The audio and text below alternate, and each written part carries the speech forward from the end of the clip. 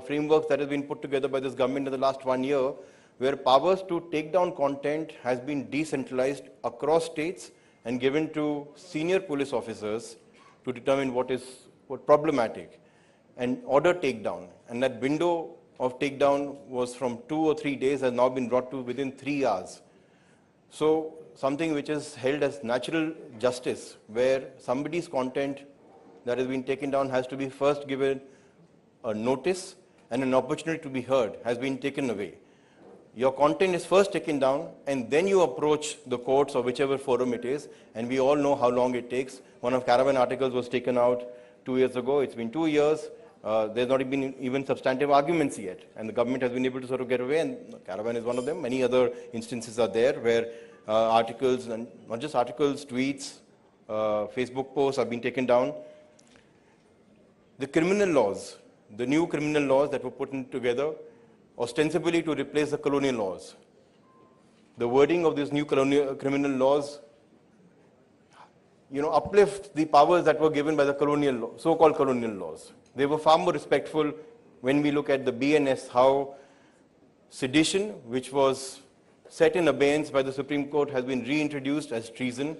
The wording of what is treasonous has been expanded, made more vague. False information and misleading information has been criminalized. Now, what is false information? What is misleading information? Who will determine? Obviously, a police officer will determine. Obviously, an SHO will determine. You can file a complaint, a government act,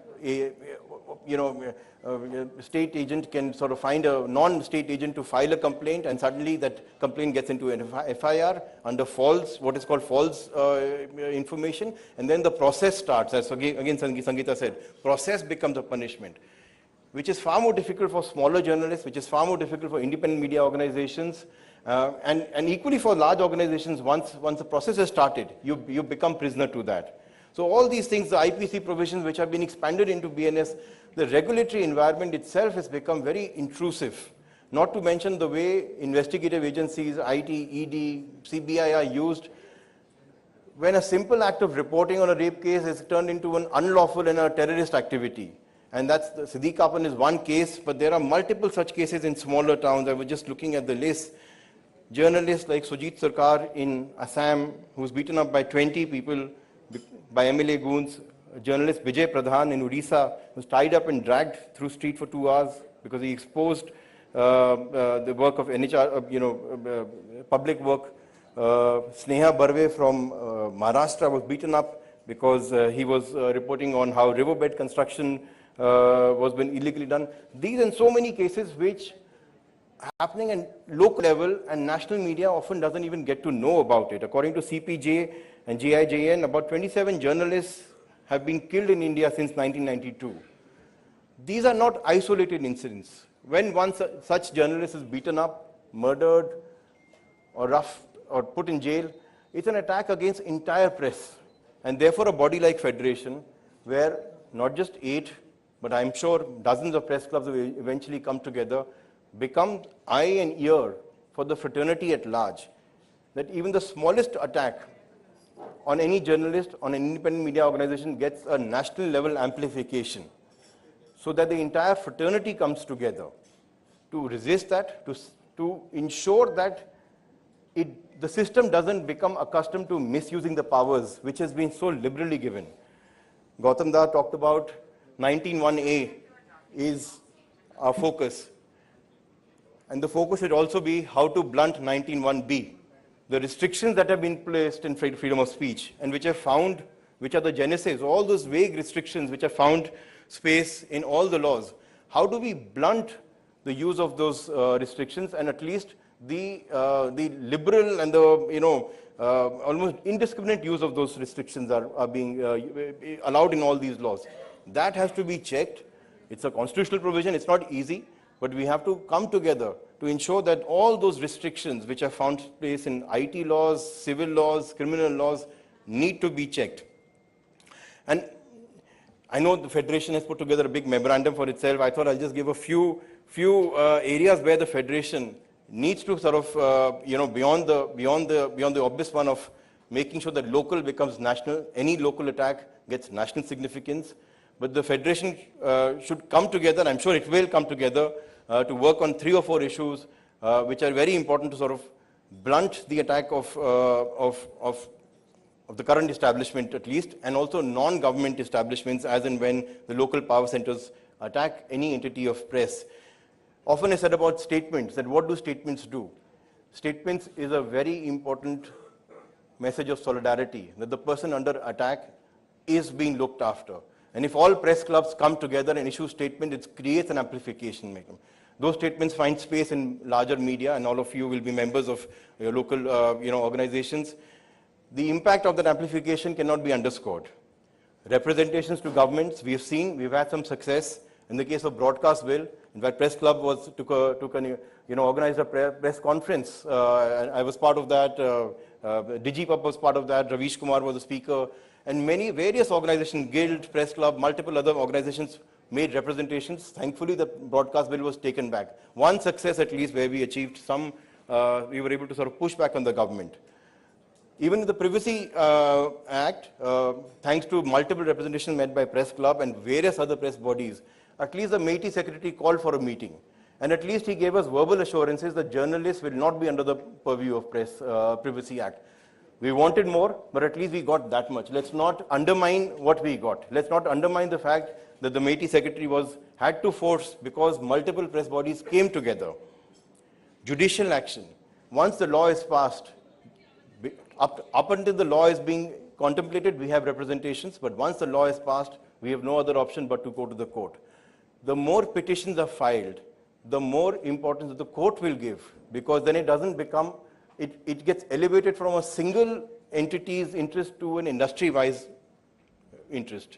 The fact-checking unit is a case where multiple organizations, Guild, I think it was Magazine Association and various other organizations put together a petition, and finally the Bombay High Court held it unconstitutional. There's an appeal been filed against in the Supreme Court. We have to challenge that. Sedition was put under abeyance. Again, multiple organizations had filed petitions. Unfortunately, sedition has found a place against under treason. The Sahyog portal is one such example, and the Privacy Act is another example where I hope the press clubs and the Federation takes a lead in challenging it judicially. Yesterday, Ram sir and all of us were talking about lawyers and the need for making a network of lawyers who are willing to work with journalists. I think the number of lawyers who are out there who feel for the cause is a lot, from senior to younger lawyers. At the Guild, we've had great help from lawyers like Shri Kapil Sibal, Sham Diwan, multiple other lawyers who have fought cases for us pro bono. And similar lawyers are there in every high court, in every major court of the country.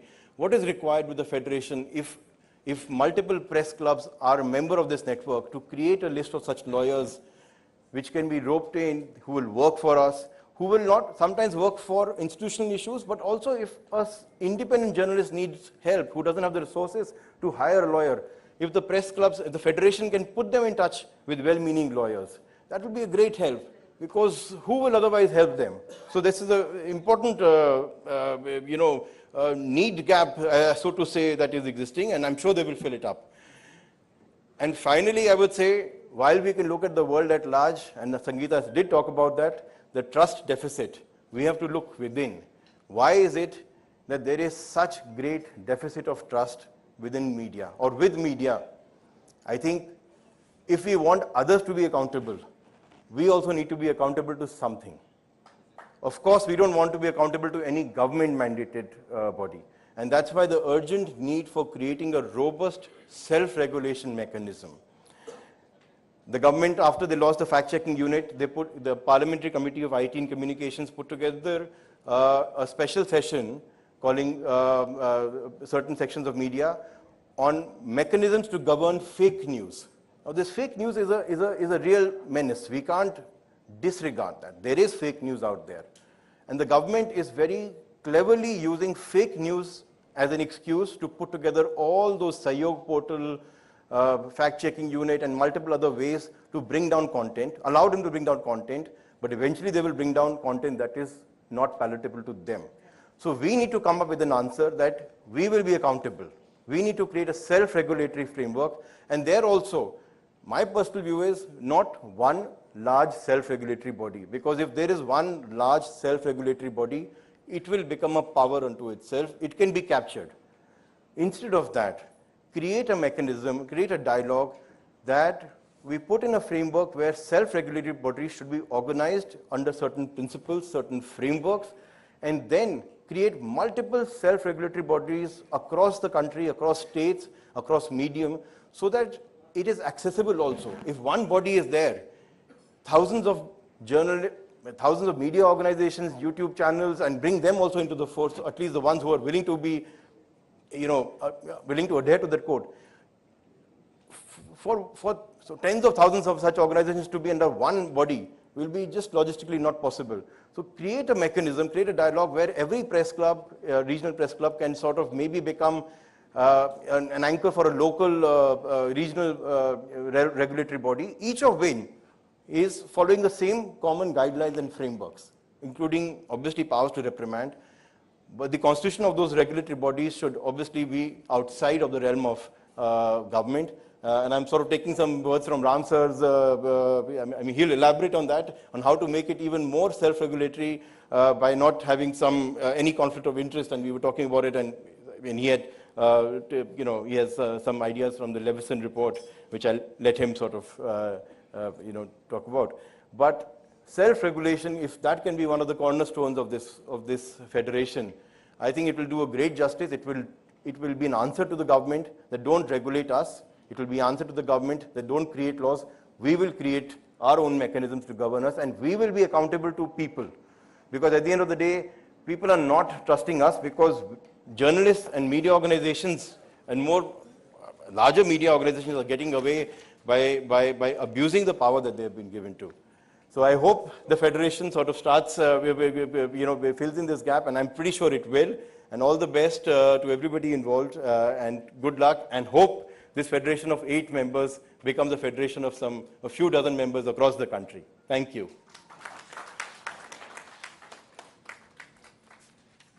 Thank you, Anantnath-ji, for bringing up some really relevant points. Back in those days and since then, if we had to confirm whether something was right or not, I remember my elders telling me, look up what has been published in the Hindu. And the Hindu publication stands as a hallmark of credibility and dignity. I now invite N. Ramji to please give his address, Director of the Hindu Publishing Group.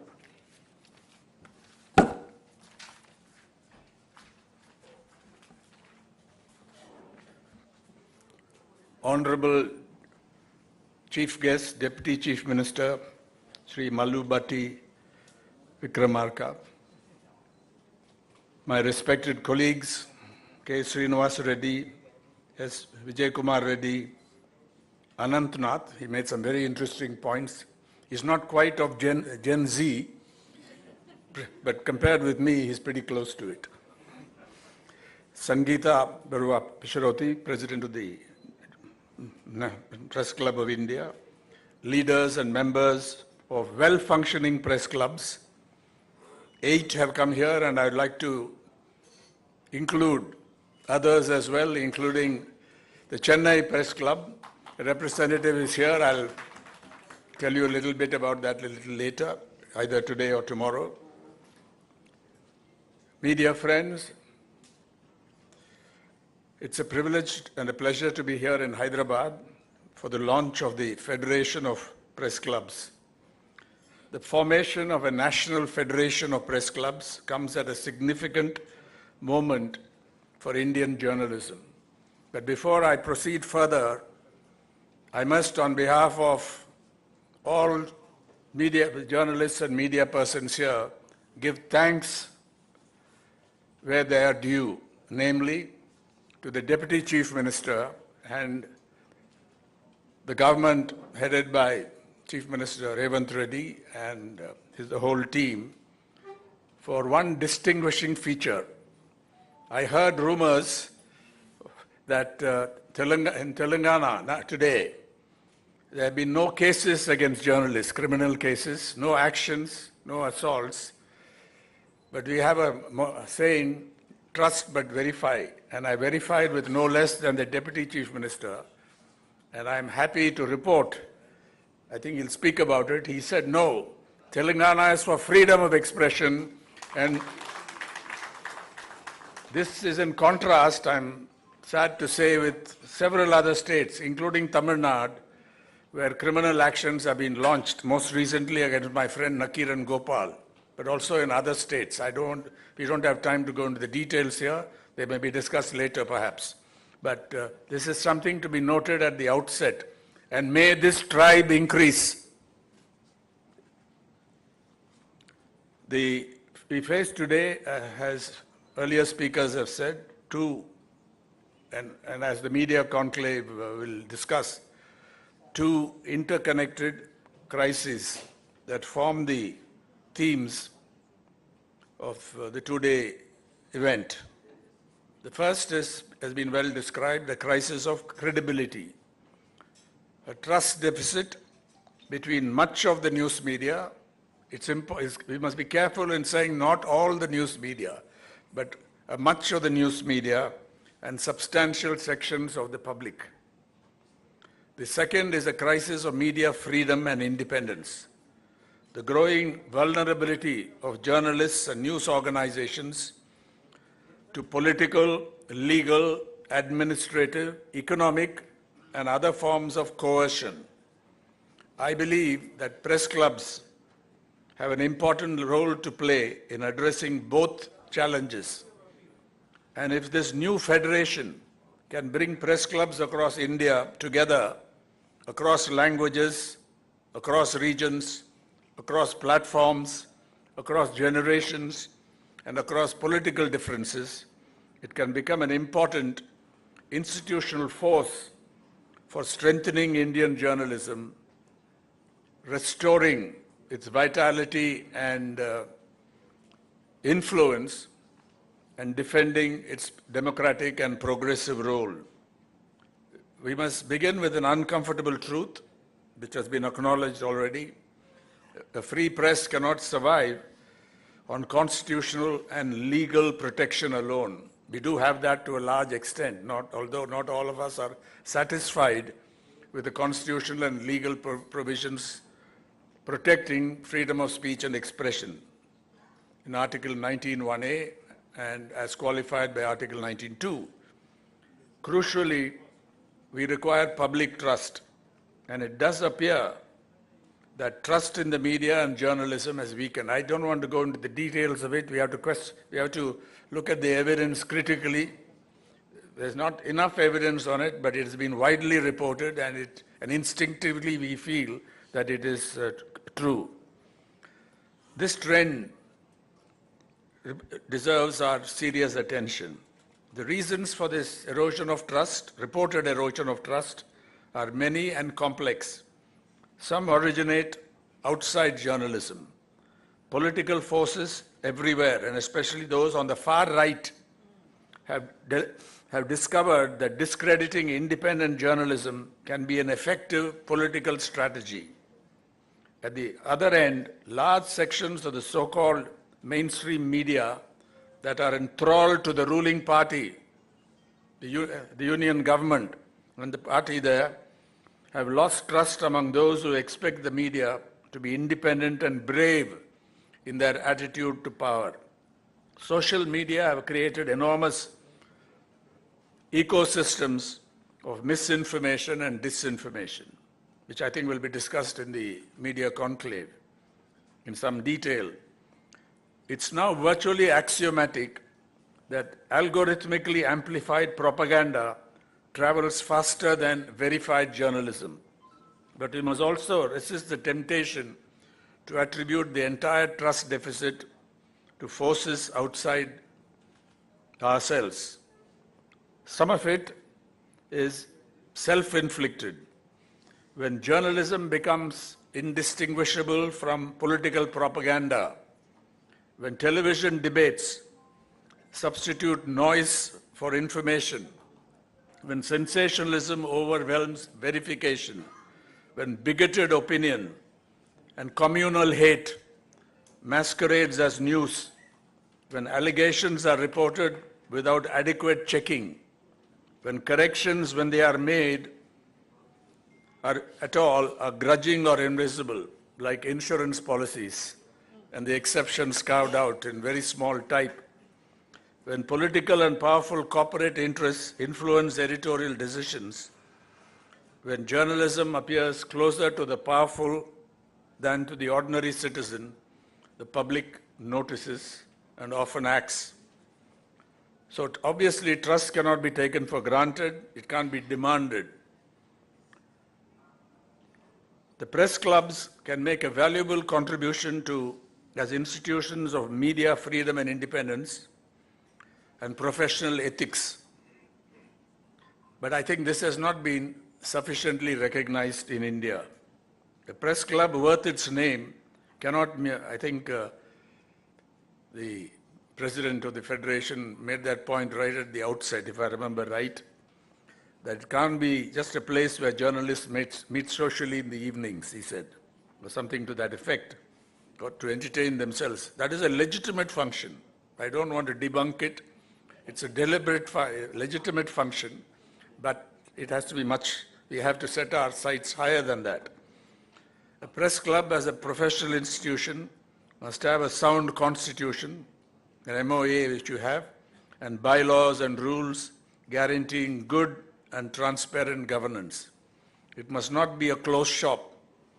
It must hold regular elections in which members elect their office bearers in a free and clean way. And at yesterday's dinner, I think I mentioned this about the Chennai Press Club. The Chennai Press Club, before 2024, held its last elections in 1999. But when after a great deal of effort, and a guidance committee was set up, then intervened in the process, the elections were conducted by a respected retired High Court judge and a team of lawyers, with no member of the press club involved in the elections.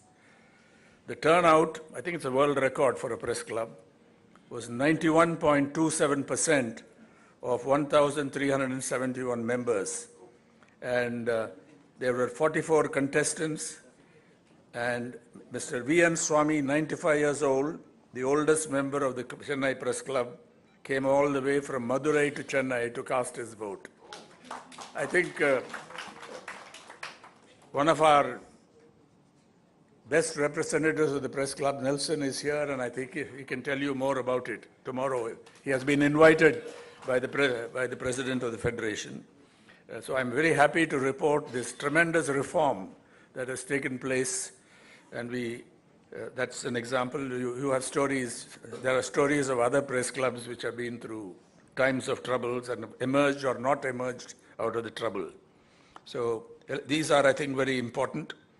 A press club, of course, and I think I want to pay tribute to the Press Club of Hyderabad, not just because I'm here, but it has been in the forefront of on the issues that press clubs should taken up from the beginning. At least from the 1980s, I'm familiar personally with this. And Delhi also, but Hyderabad has been the Press Club of Hyderabad has been a very important player in what we are witnessing today, namely press clubs worth their name, well-run and well-governed press clubs forming a federation. I'll share more details a little later. Now, the second challenge, coercion by the authoritarian state.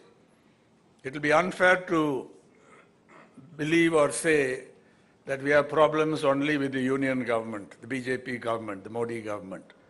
Many state governments belonging to different political parties, that's why I singled out Telangana this time, I think have also been intolerant, have also adopted coercive tactics, filed criminal cases with the police picking up journalists, trying to arrest them. in this case. So we have to recognize this, and regardless of our political preferences, views, or ideological orientation, we have to come together on a principle basis whenever journalists are unjustly targeted in connection with their work. I'm not talking about personal quarrels and so on. We are talking about coercion used against journalists in connection with their work, assuming the journalist has not done something that deserves criminal action. And in 99% of the cases, you will find that it is unjust. That is our experience. The instruments available to the modern state are formidable: criminal prosecution, police investigation, raids, seizure of electronic devices, surveillance, tax and financial investigations, restrictions on access, internet shutdowns, blocking orders, and the deployment of broadly worded laws against journalists and media organizations. This is why, I think the word is yours, collectivization is essential. An attack on one journalist must become the concern of journalists everywhere. Ravi Nair in Gujarat, and also somebody living in Hyderabad, but the action was from a neighboring state, which I need not name here yet. He is also facing trouble. Hearteningly, this collectivization is beginning to happen, or has been happening, over swathes of political India, thanks to active, well-governed and soundly functioning press clubs, thanks to the Editors Guild of India, its former president is here, thanks to organizations of working journalists, some of them have been weakened in recent years, and some foundations or groups committed to media freedom and independence and democratic rights. Let me remind you of what happened in 1988. Indian journalism has already demonstrated what collective action can achieve, and my mind goes back to the extraordinary struggle against the Defamation Bill of 1988. The Rajiv Gandhi government introduced the bill in the Lok Sabha on August 29, 1988, pushed it through the House with extraordinary speed, the way they do it now. This was the time our Bofors investigation was in full swing, and several media organizations were in pursuit of the story. The Defamation Bill 1988 contained provisions that journalists regarded as profoundly threatening. Among the other things, the bill sought to shift important burdens onto defendants in criminal defamation cases and to create procedures capable of having a chilling effect on investigative journalism. But what happened next was remarkable. The Indian press came together in a way not seen before. Journalist organizations, newspaper employees, press clubs, editors, publishers, and even proprietors, people who disagree vigorously on politics and on journalism, recognized that something fundamental was at stake. A coordination committee of the national press was created. Editors spoke with one voice. Journalists mobilized across the country, and again, the Press Club of Hyderabad was key in fighting back against this.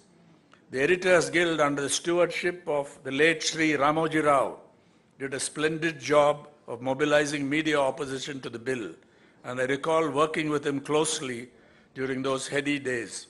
On September 5, 1988, journalists covering Parliament boycotted proceedings and joined the big protest march in Delhi.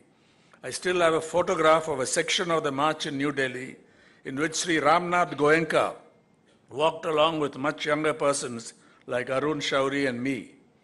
Parliamentary records note this extraordinary event. The following day, there was a nationwide media strike. Journalists, editors, publishers, and newspaper employees stood together. Lawyers, intellectuals, trade unions, students, and citizens joined the protest. On September 22nd, Prime Minister Rajiv Gandhi, to his great credit, announced the unconditional withdrawal of the bill. I think there may be a few people here who can remember that or have participated in that experience. So this is something that inspired a lot of people. The other thing is we should not get too dejected about what's there. I think there is still a lot of space in India for press freedom, media freedom, for freedom of speech and expression. But very often we say it's gone. Or they say this is like an emergency. This is not an emergency. I know what an emergency was. It was total censorship. Fortunately, it didn't last long. There are vast spaces and there is also resistance. An independent and vigorous press in a country and a population as vast and diverse as ours is inherently pluralistic. This diversity and pluralism make it difficult, if not impossible, for the state to control the media unless it chooses to surrender its independence for whatever motive or reason. We see this now after the Cockroach Janata Party movement, the protest movements, the kind of free speech, sometimes even excesses unleashed on the social media, particularly Instagram or YouTube and so on, with the state, I'm talking about the union government, powerless to stop this enormous movement there. How long it will last, whether spontaneity alone can carry us forward is another matter. With apologies to the tribe of British journalists, several of whom are excellent professionals, I would like to quote these lines written in 1930 by the English poet and writer Humbert Woolf. You cannot hope to bribe or twist, thank God, the British journalist, but seeing what the man will do unbribed, there is no occasion to. So I think this brings us to the final point that the Federation of Press Clubs in India can become an important player. Imagine a national network capable of responding immediately when a journalist is threatened anywhere in India, in any state. The Federation can develop a quick-acting national journalist defense mechanism. It can document attacks on journalists the way Vivek Mukherjee has been doing, but I think it needs more support. Research needs funding, and more support is needed for independent research. So it can document attacks on journalists the way the New York-based Committee to Protect Journalists, I follow their work and data closely, has been documenting attacks on journalists from 1992. The Federation of Press Clubs can set up and activate rapid response teams to protect journalists when they are arrested, threatened, assaulted, or subjected to coercive legal action. It can issue meticulously verified public statements on what happened. It can work with the Editors Guild, journalist unions, digital media organizations, publishers' bodies, civil liberties organizations, and lawyers to protect freedom of expression and the rights of journalists. It can draw from a panel of lawyers, has already been mentioned by Anand, to provide urgent legal assistance to journalists in trouble in connection with their work. In this regard, let me report that my friend Karan Thapar and I have received a standing offer from one of India's brightest and best in the legal profession, Shri Kapil Sibal, senior advocate and former cabinet minister, that if a foundation is established for the legal protection of journalists, an independent foundation is established for the legal protection of journalists, he will offer his services pro bono, provide leadership, help bring lawyers together, and make personal financial contributions to this foundation. I want you to note this, and I think we need to follow it up. And when circumstances warrant it, the Federation can actively help to mobilize press clubs along with other public-spirited organizations and individuals around the country and organize coordinated democratic protests, peaceful democratic protests. The lesson of 1988 is that governments cannot ignore an entire profession standing together. We have much more to discuss in the media conclave, and I have already taken perhaps too much time. We are all eager to hear the Deputy Chief Minister of Telangana, who has already assured me, and I'm sure he'll elaborate on it, that Telangana, the government of Telangana, the Congress government of Telangana is unconditionally committed to freedom of speech and expression when it is properly defended. Thank you very much for this opportunity. Thank you very much, Enram sir. That was almost like a reset button, realigning our purpose and a great sense of purpose for the Indian media. I'd like to quote Bhardiyar sir on this. Manadil urudi vendum.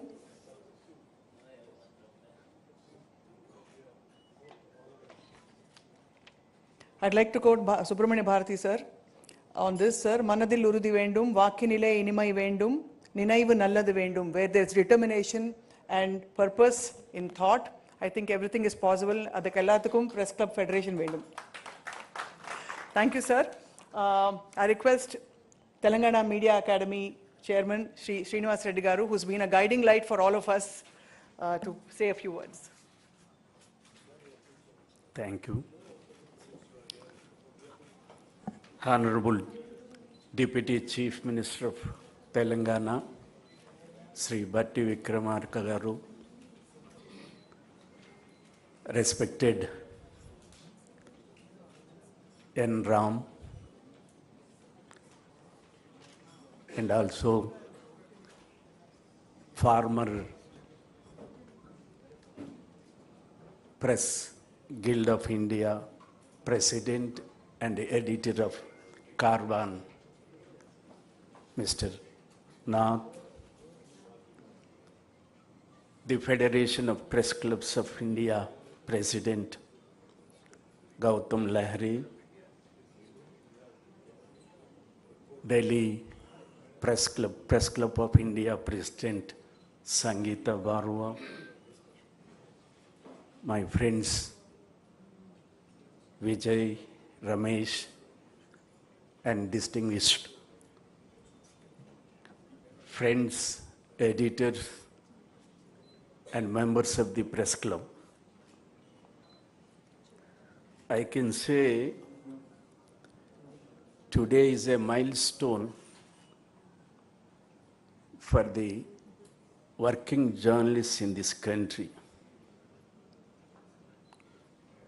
because as Mr. Lahiri said, the objective of the Federation of Press Clubs is to defend Article 19(1)(a), which derived freedom of the press from this article. This is the only thing everybody expecting and the society also expecting from the media. As Mr. Ram rightly said, trust deficit is everywhere. And particularly people expect from the media. The organs of the state also, one is judiciary, that is also losing. But more so the freedom of the press now is in, I can say, Mr. Ram said, it is not in danger, freedom of expression is not in danger, but signals are coming everywhere. The two things are involved in it. One is expression that controls authorities, governments. Expression of working journalists that controls media houses. Equally, apart from authorities, now the biggest danger for the freedom of expression is, one among them is from the corporate houses, where the deficit of tomorrow a good seminar is being organized by the organization. It will be discussed at length. A trust is weakening. A trust is weakening. మనలో విశ్వాసం సన్నగిల్లిపోతుంది. Media మీద, సొసైటీలో, ప్రజల్లో విశ్వాసం సన్నగిల్లిపోతుంది. That is one of the serious issue to introspect in our forums, in our levels. The second thing is, equally important is, now journalists lost everything, every protection by law. The Working Journalists Act enacted in 1955, later in 1958 Wage Act, that has been gone in the form of labor code scheme. Nowhere except definition, no mention of a protection for the working journalists, no mention of wages. Earlier there was wage boards. Last 15 years, no wage revision in this country. These are also the serious things to discuss and put before the country and people and authorities. These two important things have been taken up by this organization. Tomorrow, two important sessions are taking place. This is giving a confidence, not only that the presence of Mr. Ram, your presence is giving a confidence, a people-centric journalism, a confidence to write, a confidence to expose. People like you associating these organizations will definitely give a confidence to the entire working journalists in this country. I also would like to mention here, being a chairman of the Media Academy of the Telangana, you will be surprised to know we have a 20 and more thousands of working journalists in this state. 20,000 and plus. We have a 4-tier system.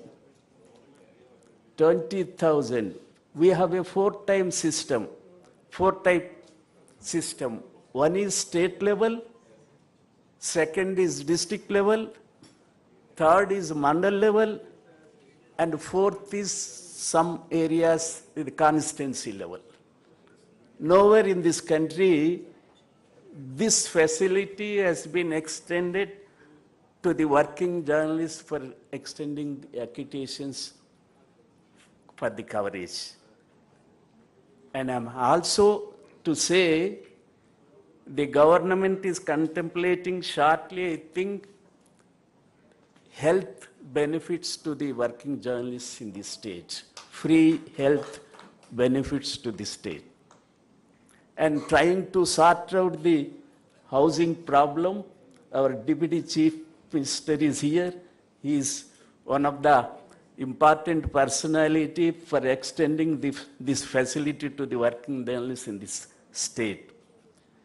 Lastly, I appeal our Deputy Chief Minister. Our friends are here expecting some positive word for our press club premises. Hope you will do a positive statement. Thank you very much.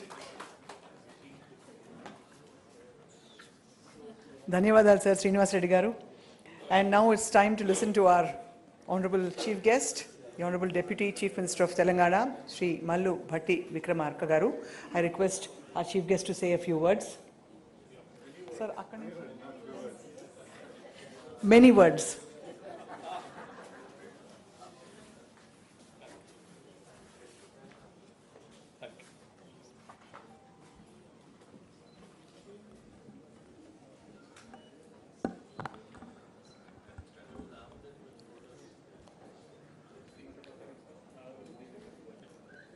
Shri N. Ram garu, senior journalist, former chairman and former editor-in-chief, The Hindu. Shri K. Srinivas Reddy garu, Chairman Telangana Media Academy, Srimati Sangeeta Baru Pesharoti, President Press Club of India, Sri Arantanath Garu, Editor, The Caravan and former President Editor Guilds of India, Sri Gautam Lahari Garu, Senior Journalist and Federation of Press Clubs, and Sri Vijay Kumar Reddy Garu, Organizing Representative and President of Press Club of Hyderabad, Sri Ramesh Garu, General Secretary, Press Club of Hyderabad, and office bearers of and members of press clubs from across India, senior journalists, friends from the media, ladies and gentlemen. It gives me a great pleasure to welcome all of you to Hyderabad. And warm greetings from my Honorable Chief Minister Sri Revanth Reddy Garu and the people of Telangana. 8 press clubs have come together to establish this federation. Getting journalists from 8 different organizations to agree on the same story is itself a serious achievement. So perhaps the federation has already passed its first step. But there is a serious purpose behind today's gathering. Because journalism in India has never been just another profession. It has been part of the making of India itself. Look at the history of our freedom struggle.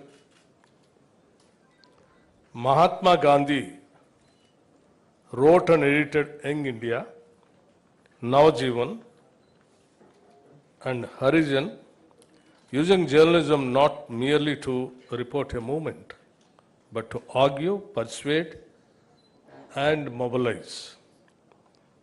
Baba Saheb Dr. B.R. Ambedkar founded Mook Naik, literally the leader of the voiceless, and later Bhaiskrit Bharat.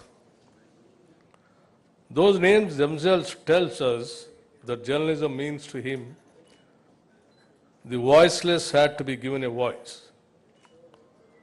The excluded had to be brought into the national conversation. And Ambedkar was part of a much larger Indian tradition.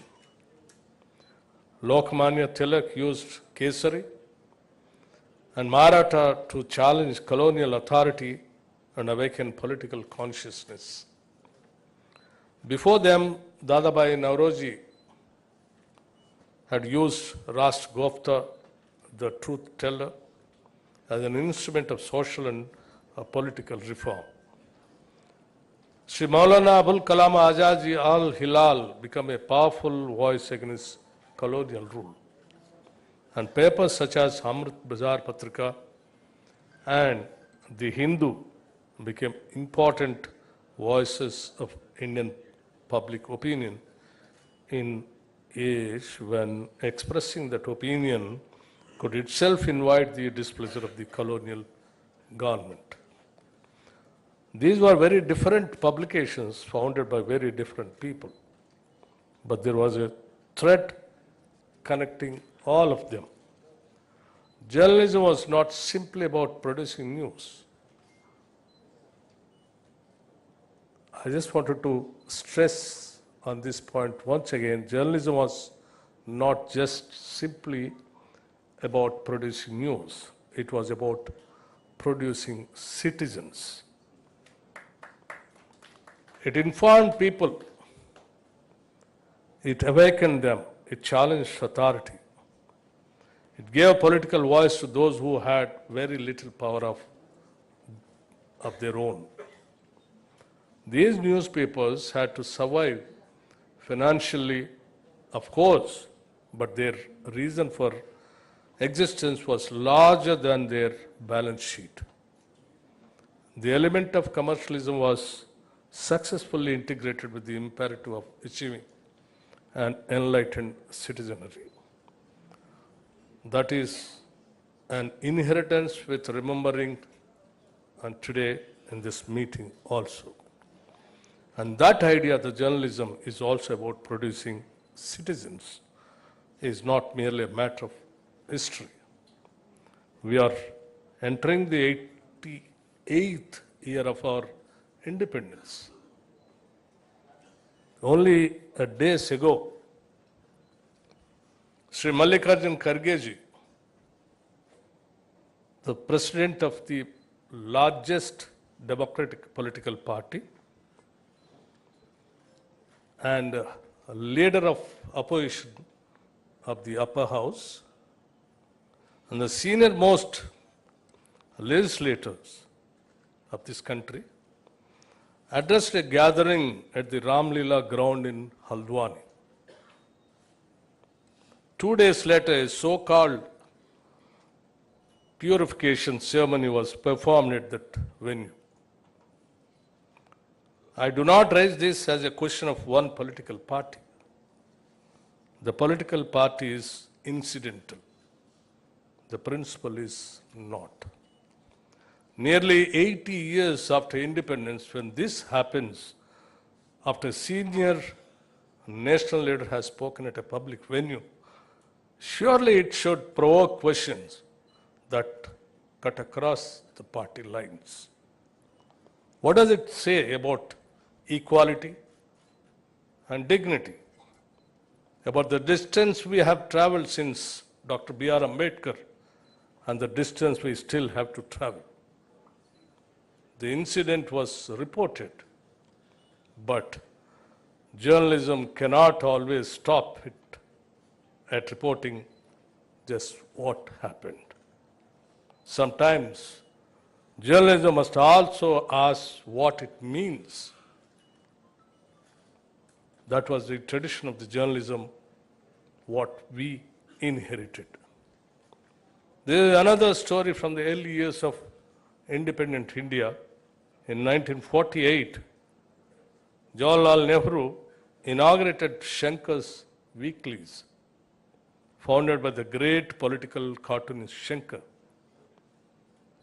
Shankar caricatured Nehru relentlessly.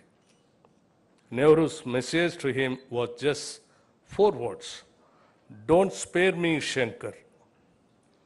That sentence contains something important about the democratic tradition we inherited.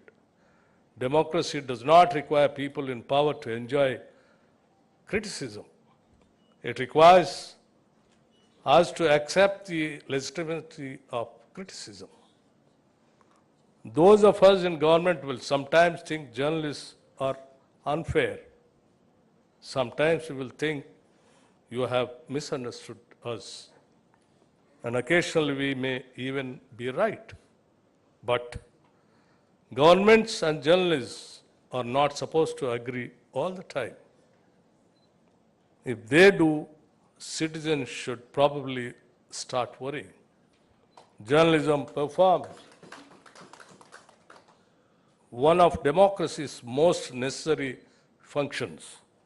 It makes power explain itself. There was a time when the office of the editor itself carried extraordinary weight in India. One distinguished editor famously described his position as the second most important job in the country.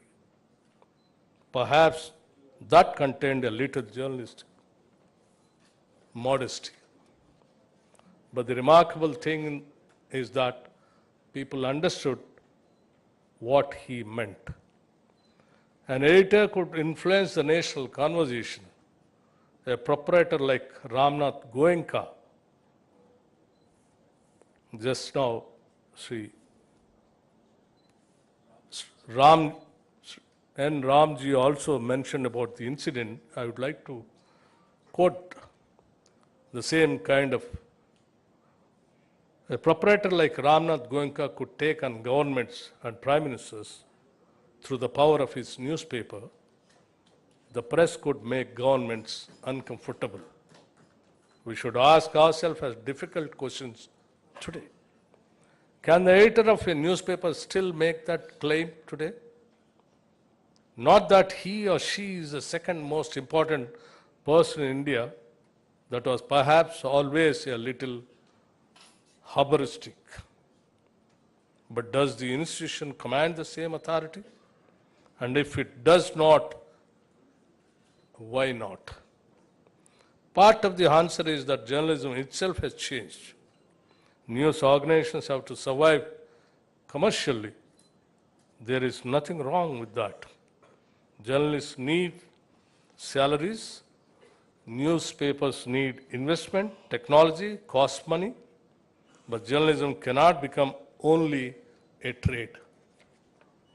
Because a newspaper is selling a product, but it is also performing public function. The danger begins when we confuse the two. A newspaper must have a market, but journalism must have a purpose. That purpose is to inform the citizen, question power, uncover what is hidden, and give space to voices that otherwise may not be heard. That was true in Dadabhai's time. That was true in Tilak's time. That was true in Ambedkar's time. That was true in Gandhi's time. That was true in many decades in this country. It remains true even today also. And today the challenge is even greater. For most of human history, information was scarce. Now we are drowning in it. Social media has democratized speech in an extraordinary way. Anyone with a smartphone can speak to the world. That is, in many ways, a great expansion of freedom. But freedom has never meant the absence of responsibility. There is an old saying about liberty. My right to swing my fist ends where your nose begins. The same principle must surely have some meaning in the digital world also. My freedom to speak cannot become a license to deliberately destroy another person's reputation with a falsehood. Freedom of expression cannot mean freedom from responsibility for what we express. And technology has made this challenge far more complicated. A rumor can cross India before a reporter has finished checking with whether it is true or not. A photograph can be manufactured. A voice can be cloned. Artificial intelligence can generate thousands of convincing words in seconds. And algorithms increasingly decide which voices are amplified and which are not. The loudest statement, the angriest statement, sometimes even the most outrageous statement can travel the farthest, not because it is true, but because it keeps us looking at the screen. Technology has democratized the rights to speak. It has not democratized the discipline of journalism. So the great shortage of our age is no longer information. The shortage is trust. And that may also be journalism's greatest opportunity. Because when everybody can publish, the journalist's most valuable position is no longer the printing press, its credibility. But we cannot defend journalism without defending journalists. We cannot ask a district reporter to fearlessly question powerful people while wondering whether his salary will arrive. We cannot speak eloquently about press freedom while ignoring the safety, dignity, and working conditions of those who practice it.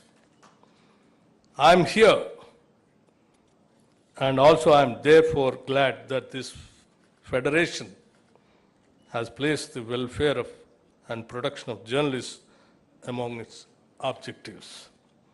And I hope you will pay a particular attention to journalists outside our metropolitan centers.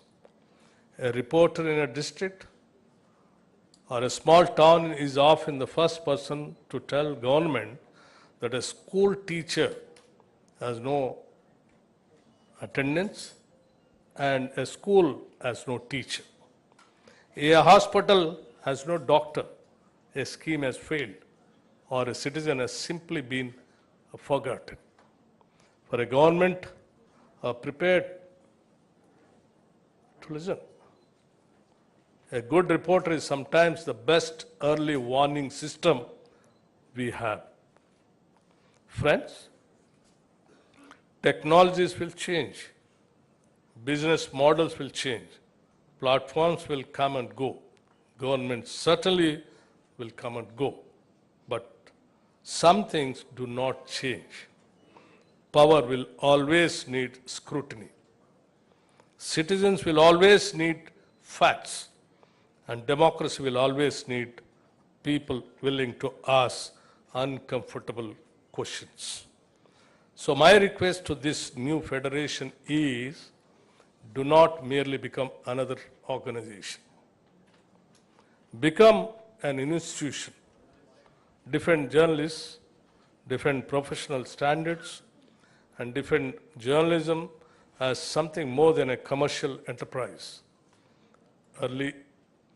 Nearly 8 decades ago, Nehru told a cartoonist, which I have already mentioned, and again I would like to mention it again, don't spare me, Shankar.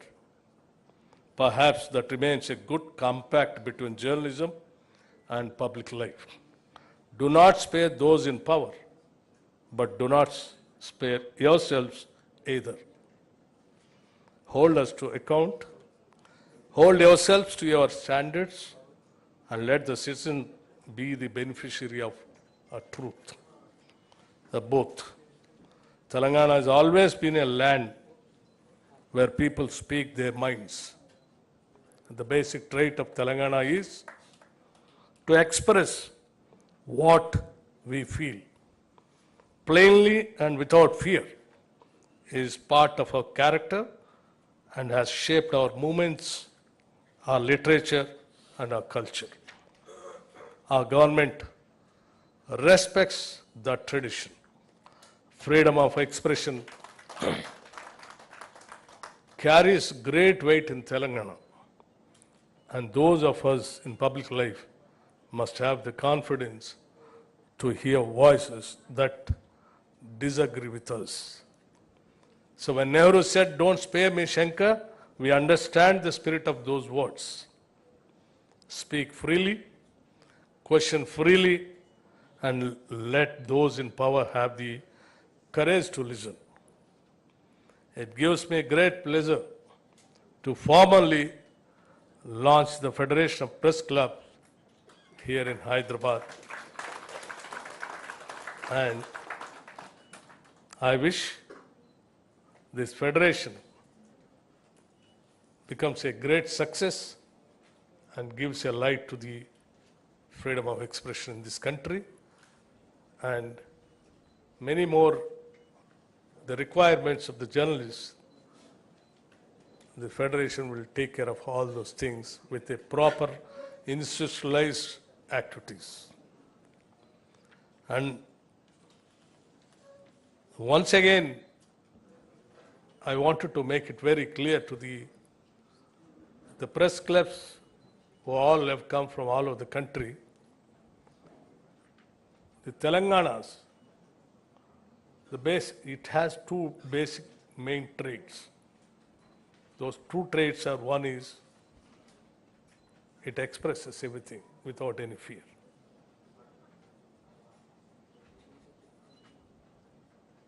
And the second trait is it believes in hosting. It loves to host the guests. And we always practice that. And we believe it, and we continue that. And the Press Club of Hyderabad, I appreciate for taking the initiative of inviting all the press clubs to this city and conducting this meeting. And definitely this government, on behalf of my Chief Minister and the entire cabinet, we assure you the freedom of expression is maintained and it will be maintained. And another request, while Srinivas Reddy was speaking, he made a small request about the land allotment to the Press Club of Hyderabad. Yes, we have already received the representation and it is under examination. And I can definitely assure you here, the government will positively consider it at the earliest, and we'll see to that, our press club, Hyderabad Press Club, is going to be a model press club for this country. Thank you very much, sir. And Jai Hind and Jai Telangana.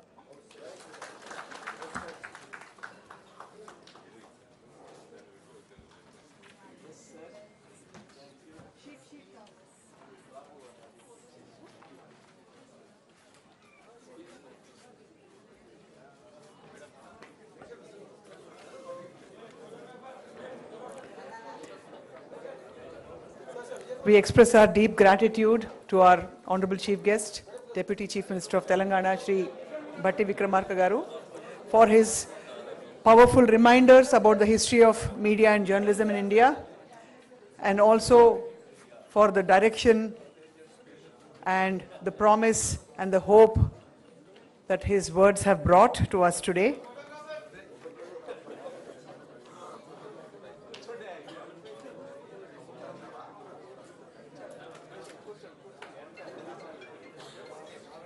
I request everyone to please be seated because we are yet to conclude the program. We have a few more events happening.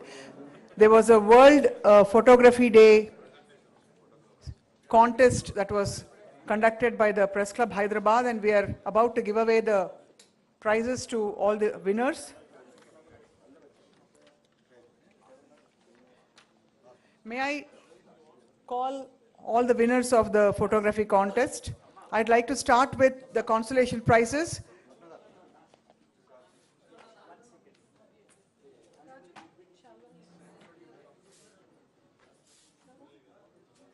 Yes,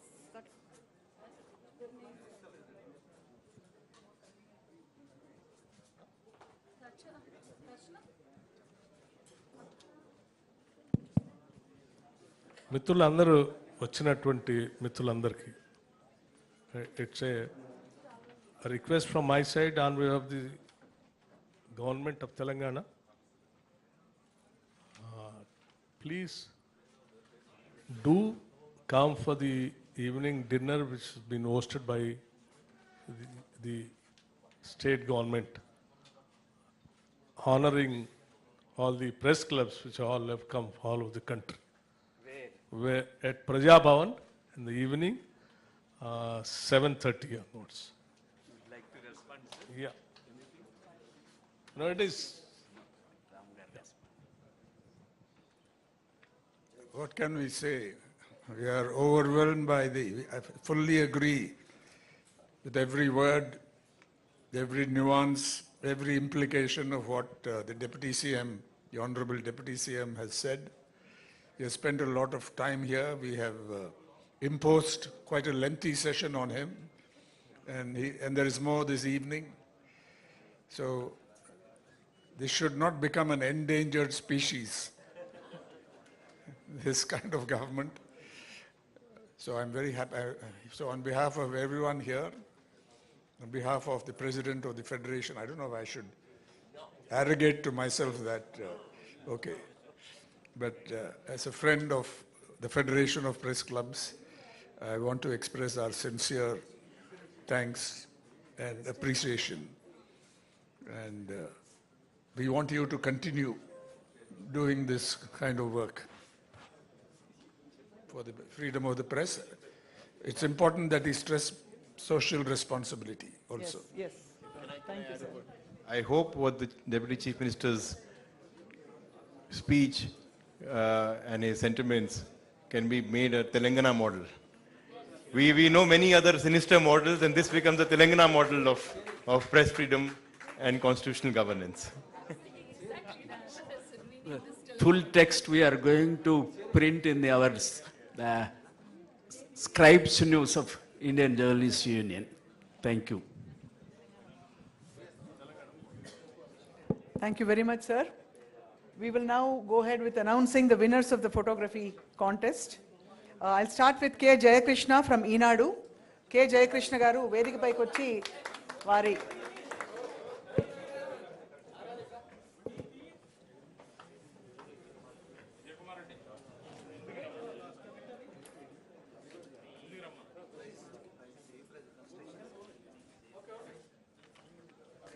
K. Jayakrishna garu Enadu Hyderabad nunchi consolation prize అందుకుంటున్నారు. జయకృష్ణ గారికి అభినందనలు. మనందరి కరతాళ ధ్వనులతో congratulations.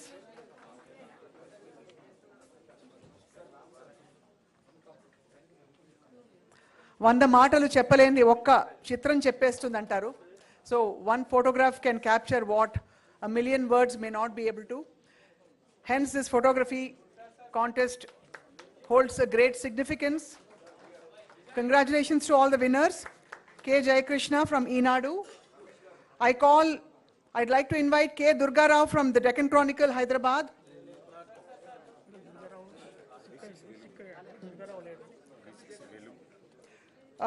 Velugu Patrika nunchi Mahimala Bhaskar Reddy garu. Mahimala Bhaskar Reddy from Velugu, V6. I think the stage is about to shake. I request all the others to get off the stage because in the shake. Mahimala Bhaskar Reddy from V6. G. Ravikumar from Andhra Jyoti, Mahbub Nagar, receiving the consolation prize. Consolation prize అందుకుంటున్నారు G. Ravikumar garu, Andhra Jyoti Patrika nunchi. N. Giri from Enadu. N. Giri from Enadu, Hyderabad.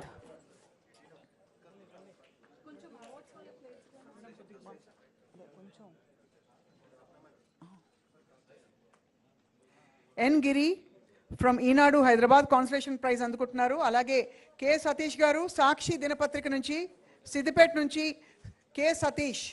Request you to please come on to the stage.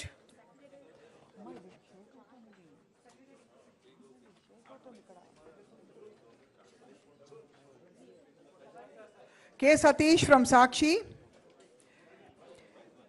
Primary education అనే కేటగిరీలో ప్రత్యేక బహుమతి అందుకుంటున్నారు Mucherla Srinivas from the Hans India, Nalgonda.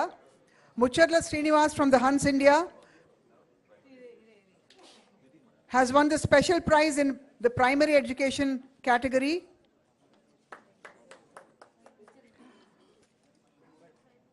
And now I'm about to announce the third prize in this photography contest. A big round of applause for B. Gopi. Of course, all the winners, but B. Gopi from Namaste Telangana, Mahbub Nagar. B. Gopi Ravali Vedik Miriki.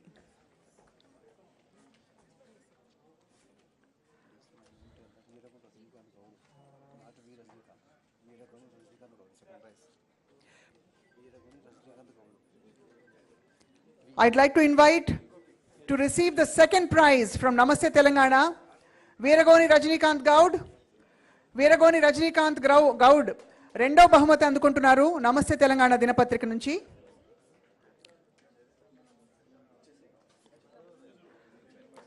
అలాగే రజనీకాంత్ గారు మీరేనా? Congratulations. And మొదటి బహుమతి అందుకోబోతున్నారు మనందరి కరతాళ ధ్వనులతో సాక్షి దినపత్రిక సూర్యాపేట నుంచి యాకయ్య గారు. ఏ Yakaiah. A. Yakaya is receiving the first prize in the World Photography Day contest. A. Yakaya from Sakshi, Suryapet. A big round of applause for all the winners, please.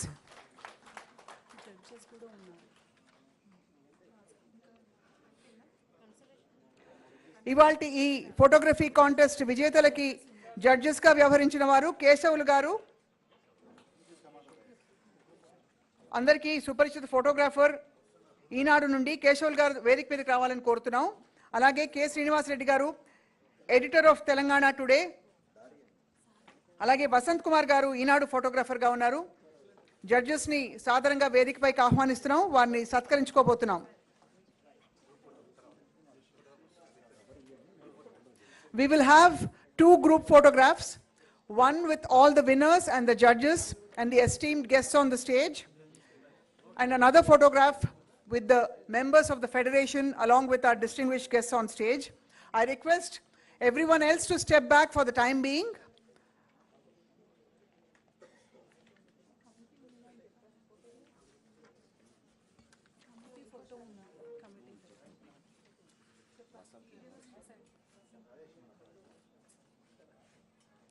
A. Yakay garu from Sakshi, first prize అందుకున్నారు. వసంత్ గారు ఈనాడు ఫోటోగ్రాఫర్గా, వసంత్ కుమార్ గారు జడ్జిగా వ్యవహరించారు. వారికి ధన్యవాదాలు చెప్తూ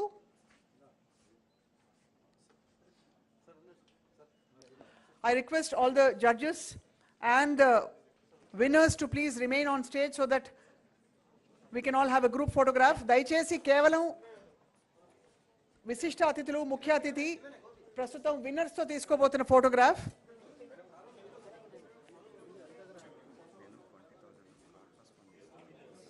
అలాగే వసంత్ కుమార్ గారు, విజయ్ కుమార్ గారు, మీ దృష్టికి ఒక విషయం తీసుకొస్తున్నాం. వసంత్ కుమార్ గారు 20,000 రూపాయల కార్పస్ ఫండ్ ఇవ్వబోతున్నారు హైదరాబాద్ ప్రెస్ క్లబ్కి.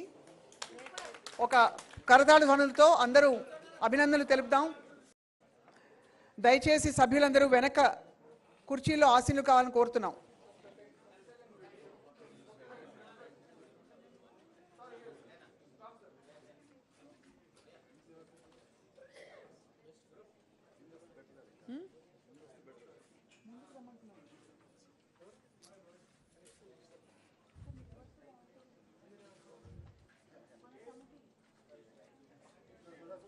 I request the Honorable Chief Guest to please be seated. I request our distinguished guests to please take a seat so that we may all take another photograph.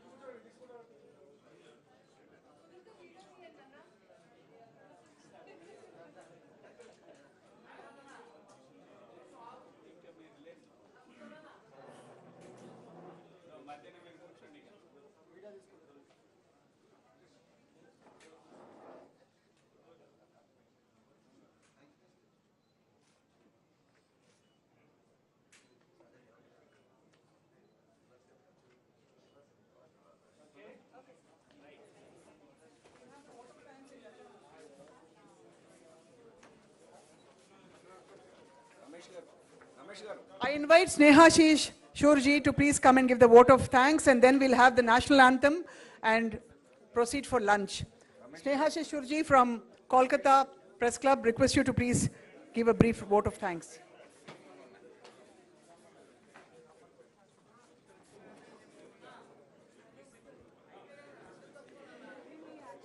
Most respected Sri Mallu Bhatti Vikramarka ji, the Honorable Deputy Chief Minister, and the guardian of contemporary Indian journalism, Sri N. Ram, Srinivasa Garu, the chairman of the Telangana Media Academy, and all others on the dais, and my esteemed colleagues in the media fraternity. I know it's very difficult at the fag end of the day when lunch is waiting to have a prolonged vote of thanks. But I'd be failing in my duty if I do not say that I envy the journalist of this place for having such a friendly Deputy Chief Minister who assures all support to the journalists. Not only that he has been here for a long time and he has supported the commencement of this federation, but the speech depicted not only the legacy and history of journalism since independence, but the contemporary media situation, the benchmark the Indian media has to maintain, and to maintain that, what is required to be the journalist, which is the most unorganized sector. So from the bottom of my heart and for everyone in the media fraternity of our country, we can say that we thank you for being so explicitly supporting the cause of journalism and the cause of journalists. As I said, we have with us the guardian of contemporary Indian journalism, none other than N. Ram. It would be my foolishness to qualify who he is, but we all know what he is. His mere presence makes everything different, gives a different dimension when he is there for a cause. It is not his mere presence that he has been speaking since last evening. You can understand his involvement because he's seeing a light at a situation when the light needs to be there with this federation. Sir, as a senior media person, editor, manager, and what else, and a crusader of freedom of speech and expression and freedom of press, I have no audacity to thank you, but we feel that we all are fortunate, those who have been dreamt for this federation and who have come all the ways from various press clubs to make a dream into a reality. And at this juncture, when we have a person like you standing behind us, standing beside us, then we are reassured that we are working for a cause, and the cause is right. Your presence has meant this. You have heard a very young former president of Editors Guild. See, the Editors Guild is a very, very important organization. And you have seen, Anand, that how explicitly he has mapped the reasons for which the journalists need to be united today. And one of the major causes the Federation of Press Clubs has taken to continue. Anand, as usual, you have been a great inspiration, not as an editor who sits somewhere, but an editor who is doing the data and mapping all the stories and all the stories in his fingertips. It's again a reassurance. I cannot thank Gautam Da. Again, it's very difficult for me. Knowing him for a long time, he is a member of the Press Club of Kolkata, for which we all are proud. And this is a case which he had been spearheading for a long time. And today, the launch has taken place. But the way the launch has been done, I think not only him, all of us who have come from all over the country are now entrusted with a greater job and responsibility. It is not a name that we are an apex body and a national body, but the kind of aspirations and the responsibilities which has been enthroned under the leadership of Sri Gautam Lahiri, I think we all will try to make it into a reality. Sangeeta, again is a cliched term that the first lady president of the Press Club of India, but again a person where we talk much on the presence or the gender equality and the presence of the ladies in the forefront of journalism, not only in the air-conditioned newsrooms, but in the forefront. But again, the support the Press Club of India, that is, we all consider that that's our club. I don't know why this feeling is there for the journalists from across the country. Whoever goes to Delhi goes to the club, and we feel quite comfortable. And for this cause also, she has come forward. I cannot thank enough Srinivas Garu. Not only that, he is an eminent journalist. His presence has again given a different dimension. He has fought and he is fighting for the cause of journalism and cause of journalists. So when we have this kind of like-minded people who are thinking ahead for the cause of journalism and the journalists both, I think our effort becomes easier. Sir, the way you are heading the academy, we have a lot of hope, and we think that for our all academic and other activities, we'll get the support of the academy. Vijay Garu and Ramesh Garu. Vijay Garu speaks less, but we know what he can do. I have no hesitation in saying, not only on my own behalf and on behalf of each and every one of us who have come from outside, and I believe I can also speak on your behalf. The way it is meticulously organized by Vijay Garu and Ramesh Garu, I think all of us need to see and learn that journalism also does not confide into the writing or speaking or presenting something, doing something and doing something meticulously. One has to be great organizers to fight for a cause, and I think you have a great team. I thank all the presidents, secretaries, and the former secretaries of the Press Club of India who have come all the way for a cause. And I think it's not only another conference or a seminar or a meeting where we are taken care of well, but we'll try to make it a serious effort when it comes to the responsibility and the future aspirations. You see, everywhere we know the journalists are very busy. They not come in these kind of programs. Last evening and today, this could have happened without the presence of the local journalists. I'm overwhelmed to see such a number of senior and young journalists and photojournalists have come to make this historic occasion a momentous. Your mere presence gives us confidence and support. I'm grateful to all of you. And I would like to thank each and every one. Not the least, this lady announced. I will. Sir, I am a television broadcaster, so it's my own clan. So I must thank, along with you, each and every person in Hyderabad Press Club, the managing committee, and all others from the government of Telangana, tourism department, information department, protocol department, and all others who have done their best to make this historic and momentous occasion really a historic occasion. Last but not the least, the MC who have been speaking from the heart. It's the MC's Shatna is not that reading out the written script, the anchor cards, what we say. But when an anchor speaks from within, with the belief, confidence, and aspirations, it becomes a different, it takes a different level. But you don't know, I'm thanking her in advance for a very personal reason.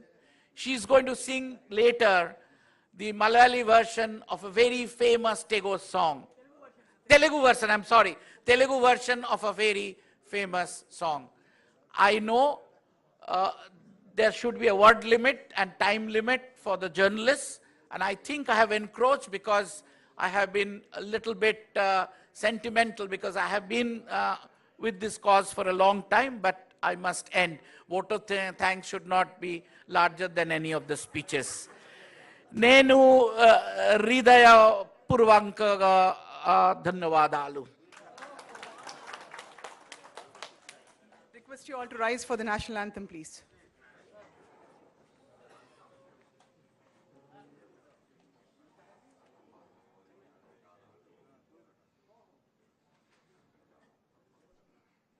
जनगण मन अधिनायक जय हे भारत भाग्य विधाता पंजाब सिंध गुजरात मराठा द्राविड उत्कल बंगा विंध्य हिमाचल यमुना गंगा उच्चल जलधि तरंगा तव शुभ नामे जागे तव शुभ आशीष मागे गाहे तव जय गाथा जन गण मंगलदायक जय हे भारत भाग्य विधाता जय हे जय हे जय हे जय जय जय जय हे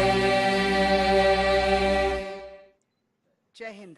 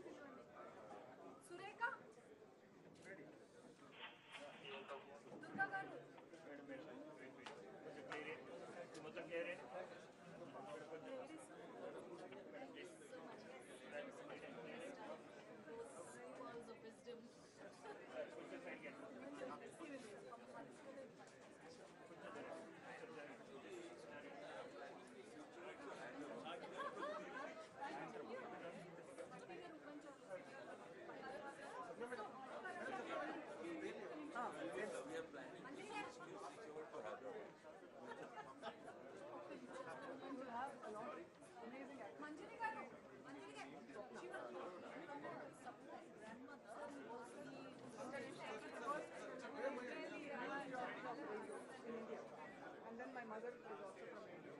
And then I'm third generation from Telugu. My mother is also in India.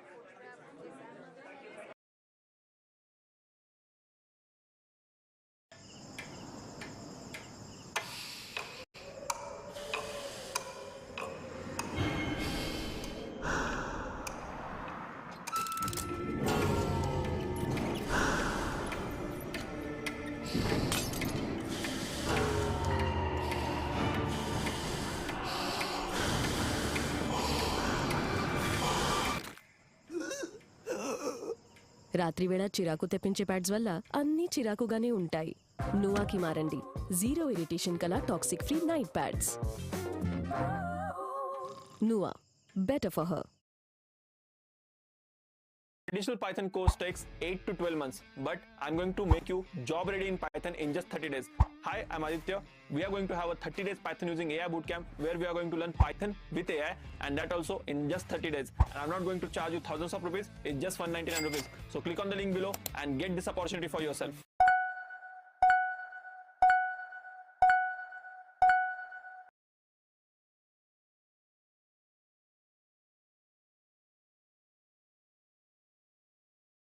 Mr. Annamalai.